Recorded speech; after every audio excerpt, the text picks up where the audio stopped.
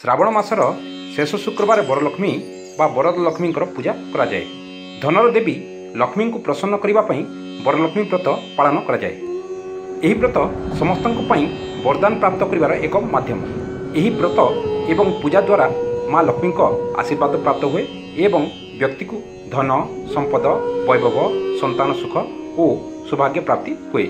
ता सहित नारी मानकर स्वामी आयुष वृद्धि हुए। जय जगन्नाथ। नमस्कार बंधुगण, आपण मानक मोर यूट्यूब ओडिया चैनल ज्ञान गंगार आज यह नूतन अध्याय को स्वागत करुँची। श्रावण मास शेष होगा जाऊँगी। आसंता 31 अगस्ट रे श्रावण मास शेष हो। यह मासर शेष सोमवार और शुक्रवार विशेष महत्व रही। यही श्रावण मासर शेष शुक्रवार रे देवी लक्ष्मी वरलक्ष्मी बा वरदलक्ष्मी व्रत पालन कराए। यही वर्ष अगस्ट 25 तारिख रे यह व्रत पालन करा। यही व्रत कले माँ लक्ष्मी को आशीर्वाद प्राप्त हुए एवं व्यक्ति को धन संपद वैभव संतान सुख सौभाग्य आदि प्राप्ति हुए। ता सहित सेमानकर स्वामी आयुष वृद्धि हुए।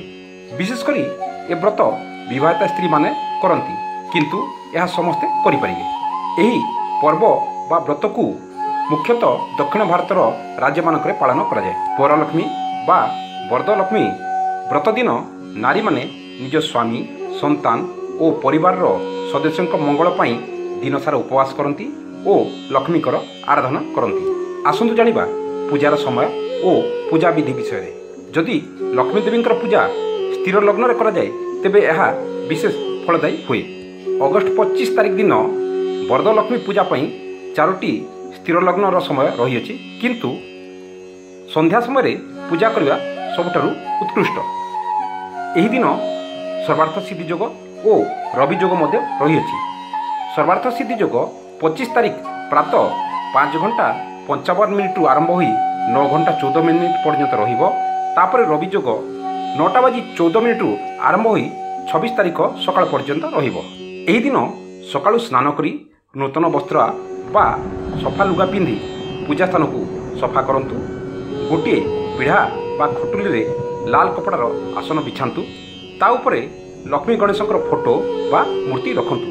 ता सामने कलश बसातु। यह पूजा दीपावली पूजा परी कराए।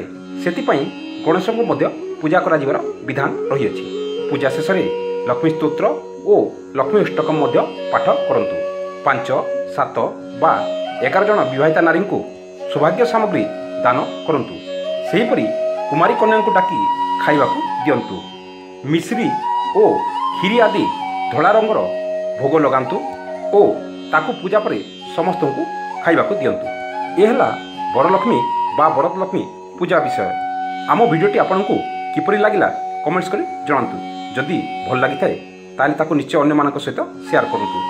एपरी भिडियो देखा सर्वदा आम चैनल सहित जोड़ी होई रुहंतु। पुणी भेटब अन्य भिडियो। आज एतिकी विदाय दियंतु। नमस्कार।